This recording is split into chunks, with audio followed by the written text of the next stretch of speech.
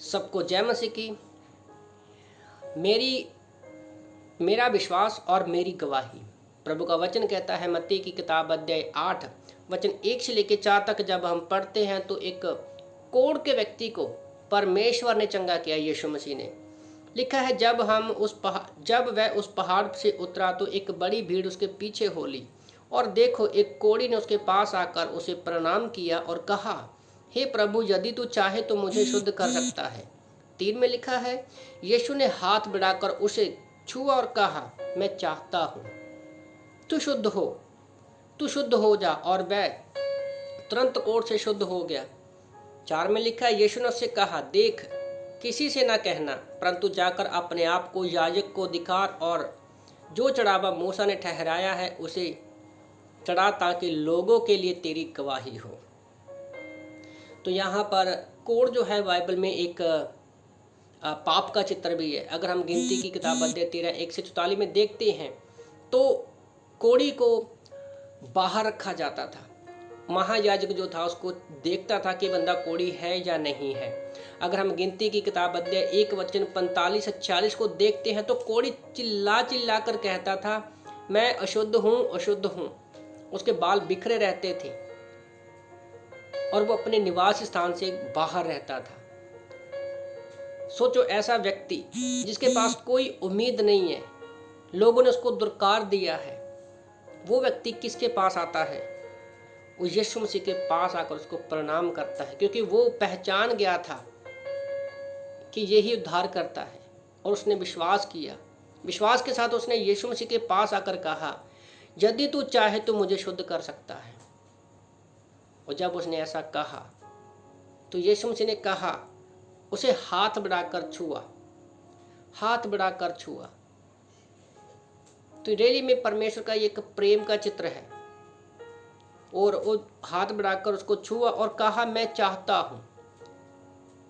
परमेश्वर के पास जब हम जाते हैं बड़ी आशा और विश्वास के साथ, तो याद रखो, परमेश्वर हमारी ओर अपना हाथ बढ़ाता है और परमेश्वर चाहता है। ये जो उसके शब्द है यीशु मसीह के, ये दिखाते हैं परमेश्वर की करुणा और प्रेम का एक चित्र है।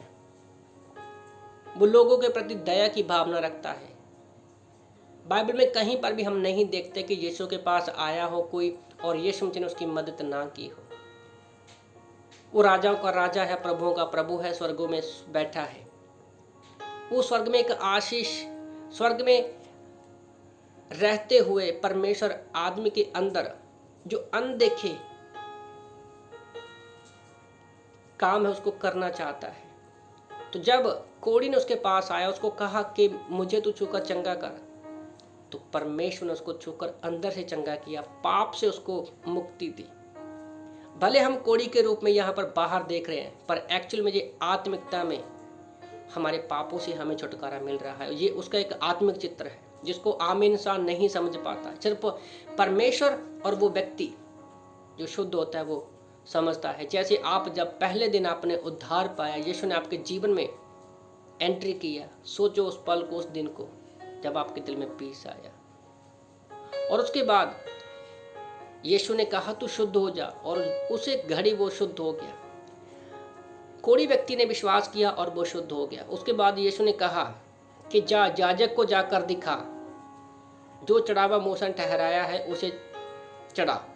तो क्योंकि उस समय में यीशु मसीह अभी धरती पर ही थे, यीशु मसीह ने कहा कि तू याजक को दिखा, ताकि वो चेक करेगा कि तुझ में कोढ़ है या नहीं। और बाद में लिखा है ताकि लोगों के लिए गवाही हो।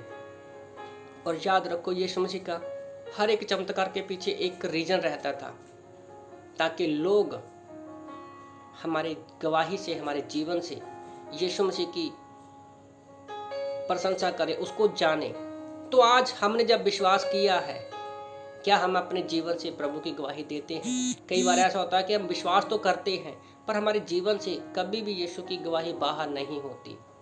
तो इसलिए मैं आप लोगों को उत्साहित करना चाहता हूँ, अगर हम विश्वास करते हैं तो अपनी गवाही लोगों के बीच में दो।